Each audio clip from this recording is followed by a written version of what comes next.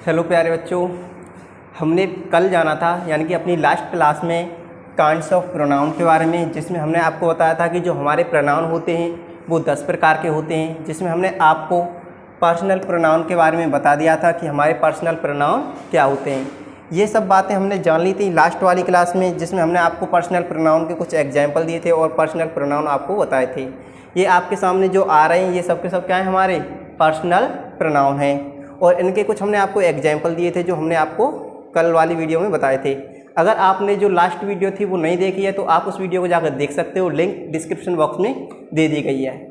तो दोस्तों आज हम जानेंगे इसी में डेमोस्ट्रेटिव प्रोनाउन को, जो कि हमारा सेकंड प्रोनाउन है। ये आप देख रहे हो, ये डेमोस्ट्रेटिव प्रोनाउन इसको आज हम जानेंगे कि हमारे डेमोस्ट्रेटिव प्रोनाउन क्या होते हैं और किस तरीके से हम इनका यूज़ करते हैं अपनी इंग्लिश ग्रामर में। तो दोस्तों आपके सामने डेमोस्ट्रेटिव प्रोनाउन की PDF आ चुकी है। तो आप इसमें देखिए, डेमोस्ट्रेटिव प्रोनाउन की हिंदी जो होती है दोस्तों वो होती है संकेतवाचक सर्वनाम। क्या दोस्तों? संकेतवाचक सर्वनाम, यानी कि डेमोस्ट्रेटिव प्रोनाउन को हिंदी में कहते हैं हम संकेतवाचक सर्वनाम।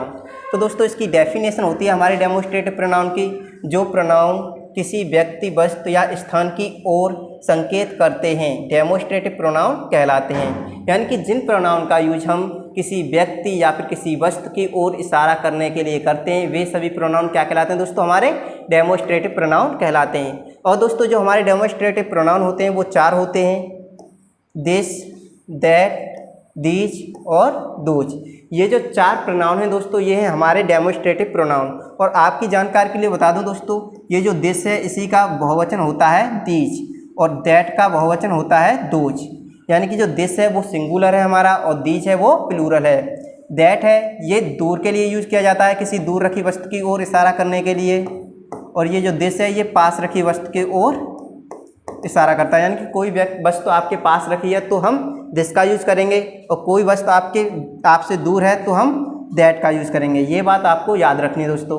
जब एक से ज़्यादा चीज़ों की ओर आप इशारा कर रहे हो और वो आपके पास रखी हों तो आप दीज का यूज़ करोगे, और जब एक से ज़्यादा चीज़ें हों और वो आपसे दूर हों तो आप वहाँ पर दोज का यूज़ करेंगे दोस्तों। तो दोस्तों ये है हमारे डेमोस्ट्रेटिव प्रोनाउन। अब हम इससे आगे जान लेते हैं दोस्तों। आप इन्हें एग्जाम्पल के माध्यम से और भी अच्छी तरीके से समझ पाओगे। तो मैंने आपके सामने कुछ एग्जाम्पल लिए हैं, आप देख सकते हो। जिसमें हमारा पहला एग्जाम्पल है दोस्तों, दिस इज एन एप्पल। तो दोस्तों ये जो दिस इज एन एप्पल ये हमने सेंटेंस लिखा है, इसमें एक सेब की ओर इशारा किया गया है कि जो सेब है वो कहाँ पर है?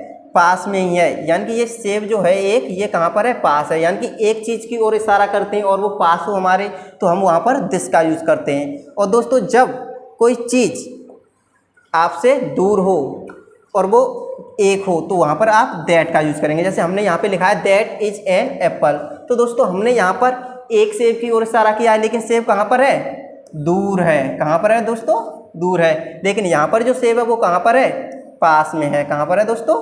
पास में। जब पास रखी वस्तु की ओर इशारा करते हो तो आप वहाँ पर दिस का यूज़ करोगे, और जब आप दूर रखी वस्तु की ओर इशारा करते हो तो आप वहाँ पर दैट का यूज़ करोगे। लेकिन एक बात आपको याद रखनी है, वो गिनती में कितनी होनी चाहिए? एक होनी चाहिए। और दोस्तों दीज का यूज हम तब करते हैं जब एक से ज़्यादा वस्तुएं हैं और वो हमारे पास में हो। जैसे मैंने आपके सामने ये एक सेंटेंस लिखा है दोस्तों, आप यहाँ पर एग्जाम्पल देख सकते हो, दीज आर एप्पल्स। मैंने यहाँ पर क्या लिखा है दोस्तों? These are apples. तो दोस्तों यहाँ पर सेबों की जो संख्या है वो कितनी है? एक से ज़्यादा है। और वो सेब कहाँ पर रखे हुए हैं? बिल्कुल पास रखे हुए हैं। तो हमने किसका यूज़ किया है यहाँ पर? दीज का यूज़ किया है। और यहीं पर हमने नेक्स्ट सेंटेंस में लिखा है दोस्तों, दोज आर एप्पल्स।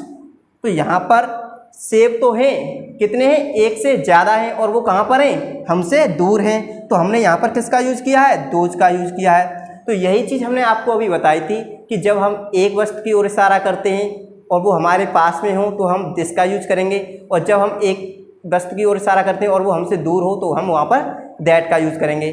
और जब हम दीज का यूज़ करते हैं तो एक से ज़्यादा वस्तु होनी चाहिए और वो हमारे पास में होनी चाहिए। और दोज का यूज़ करेंगे तो वस्तु एक से ज़्यादा होनी चाहिए और वो हमसे दूर होनी चाहिए। ये कंडीशन होती है दोस्तों। मैंने आपके सामने कुछ और एग्जाम्पल लिखे हैं जिनके माध्यम से आपसे और भी बेहतर तरीके से समझ सकोगे दोस्तों।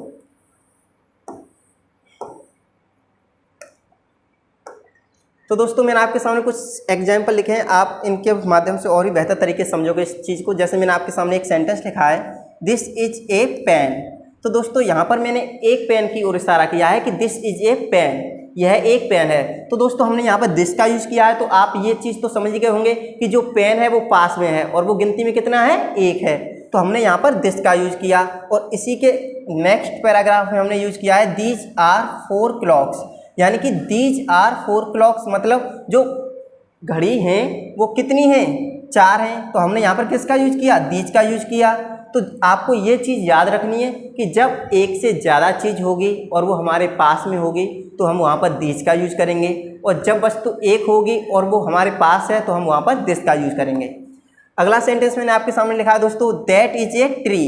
तो दोस्तों जो पेड़ है वो कहाँ पर है, दूर है, और वो कितना है, एक है। तो हमने यहाँ पर किसका यूज़ किया, दैट का यूज़ किया। अगला सेंटेंस है दोस्तों हमारा, दोज आर 7 लॉयंस। दोस्तों तो यहाँ पर शेरों को बताया गया है कि जो शेर हैं वो कितने हैं, 7 हैं। गिनती में कितने हैं, 7, यानी एक से ज़्यादा हैं, और वो कहाँ पर हैं, दूर है हमसे। तो हमने यहाँ पर किसका यूज़ किया है, दोज का यूज़ किया है। तो जब कोई चीज़ आपसे दूर है और वो एक से ज़्यादा है तो आप यूज़ करोगे दोज का। अगला सेंटेंस है दोस्तों हमारा, Ram lives in this home. तो दोस्तों अब आप इसमें देखिए, ये जो दिस है हमने कहाँ पर यूज़ किया है, सेंटेंस के बीच में यूज़ किया है। तो इसका मतलब ये है कि ये किसी भी चीज़ की ओर इशारा कर रहा है। तो ये किसकी ओर इशारा कर रहा है, इस घर की ओर इशारा कर रहा है कि राम लिव्स, राम रहता है, इन दिस होम माने इस घर में। तो मैंने आपको क्या बताया था, डेमोस्ट्रेटिव प्रोनाउन क्या होते हैं, हमारे संकेतवाचक सर्वनाम, कि वो किसी चीज़ या किसी वस्तु की ओर इशारा करते हैं। तो यहाँ पर ये जो दिस है ये क्या कर रहा है, इस घर की ओर इशारा कर रहा है कि राम रहता है, वो कहाँ रहता है, इस घर में रहता है। तो ये दिस इस होम से पहले लगा हुआ है, तो ये बता रहा है कि जो राम व्यक्ति है वो किस में रहता है, इस घर में रहता है। तो ये इशारा करने का काम कर रहा है ना। तो ये क्या है हमारा, दिस डेमोस्ट्रेटिव प्रोनाउन है दोस्तों। अगला सेंटेंस हमारा, आई एट फूड, मैंने खाना खाया, इन दिस शॉप माने इस दुकान पर। तो यहाँ पर ये जो दिस है ये इस दुकान की ओर इशारा कर रहा है कि उसने जो खाना खाया है ना मैंने, वो किस पे खाया है, इस शॉप में खाया। और ये हमें कौन बता रहा है, ये दिस बता रहा है कि इस दिस के द्वारा ही तो हमें पता चल रहा है कि जिस व्यक्ति ने खाना खाया है वो किस पे खाया है, इस शॉप पे खाया है। अगला सेंटेंस है हमारा, this is my book, this is my book, यानी कि यह मेरी किताब है। तो यहाँ पर ये जो माई है ये क्या है, हमारा पजेसिव प्रोनाउन है। ये हमने आपको पजेसिव प्रोनाउन वाले वीडियो में बताया था दोस्तों कि जो हमारे पर्सनल प्रोनाउन होते हैं उसमें 3 कैटेगरी होती हैं, सब्जेक्टिव केस, ऑब्जेक्टिव केस और पजेसिव केस। तो ये जो माई शब्द है ये किस में से, पजेसिव केस में से तो है। तो यहाँ पर ये माई किसका काम कर रहा है दोस्तों, पजेसिव केस का काम कर रहा है, और ये हमारा पर्सनल प्रोनाउन है। और यहीं पर ये जो दिस है ये इस किताब की ओर इशारा कर रहा है दोस्तों। अगला सेंटेंस है हमारा, दैट इज माई स्कूल। तो दोस्तों दैट इज माई स्कूल, यानी कि कोई व्यक्ति अपने स्कूल से दूर खड़ा हुआ है और वो अपनी स्कूल की ओर इशारा कर रहा है कि दैट इज माई स्कूल, वह मेरा स्कूल है। तो यहाँ पर ये दैट जो है दोस्तों ये किसके लिए बता रहा है, इस स्कूल के लिए बता रहा है कि जो स्कूल है वो उस व्यक्ति से दूर है। अगले सेंटेंस इधर दूसरे पैराग्राफ में हमने लिखा है, दीज बुक्स आर माइन। तो दोस्तों यहाँ पर ये जो माइन शब्द है ये भी हमारा पजेसिव प्रोनाउन है। यहाँ पर बता रहा है, ये हिंदी इसकी निकल के आएगी, दीज बुक्स माने ये किताबें, आर माने हैं, माइन माने मेरी, यानी कि जो किताबें हैं वो मेरी हैं। तो यहाँ पर ये जो माइन शब्द है ये एक अधिकार बता रहा है, और यहाँ पर ये जो दीज बुक्स है ये हमारा क्या है, ये है हमारे डेमोस्ट्रेटिव प्रोनाउन, क्योंकि ये जो दीज शब्द है ये किताबों की ओर इशारा कर रहा है कि दीज बुक्स ये किताबें, आर माने है, माइन माने मेरी। अगला सेंटेंस है हमारा, दोज आर माई कार्स। तो दोज आर माई कार्स का मतलब है दोस्तों, दोज कार्स माने वह कारें, आर माने है, माई माने मेरी, वह जो कारें हैं वो किसकी हैं, मेरी हैं। अगला सेंटेंस है हमारा, दोज फ्लावर्स आर ब्यूटीफुल। तो दोस्तों इस सेंटेंस की हिंदी है कि वह जो फ्लावर हैं वो फूल हैं वो कैसे हैं, सुंदर हैं।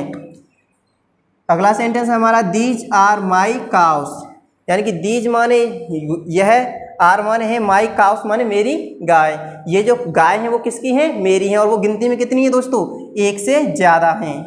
तो आपको बस एक बात याद रखनी है दोस्तों कि जो दिस होता है, कि ये जो दिस होता है ये पास रखी वस्तु की ओर बताता है, पास रखी वस्तु की ओर इशारा करता है, और वो गिनती में कितनी होनी चाहिए, एक। और यहाँ पर ये जो दैट है ये दूर रखी वस्तुओं की ओर इशारा करता है, नहीं, पास रखी वस्तुओं की ओर इशारा करता है, लेकिन वो गिनती में कितनी होनी चाहिए, एक से ज़्यादा। और ये दैट है, ये दूर रखी वस्तुओं की ओर इशारा करता है, लेकिन गिनती में होनी चाहिए वो एक। और ये दोज जो शब्द है दोस्तों, ये भी हमारा दूर रखी वस्तुओं की ओर इशारा करता है, लेकिन वो एक से ज़्यादा होनी चाहिए। ये बात बस आपको याद रखनी है दोस्तों। तो उम्मीद करता हूँ अब आप समझ गए होंगे कि हमारे डेमोस्ट्रेटिव प्रोनाउन क्या होते हैं और किस तरीके से हम इनका यूज़ करते हैं। तो आप फटाफट से इनका एक स्क्रीनशॉट ले लीजिए, जिससे कि मैं आपको आगे बता सकूँ।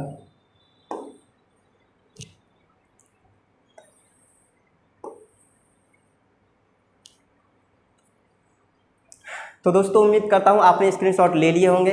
तो आज के लिए इतना ही दोस्तों, मिलते हैं नेक्स्ट वीडियो में। थैंक्स फॉर वॉचिंग वीडियो दोस्तों।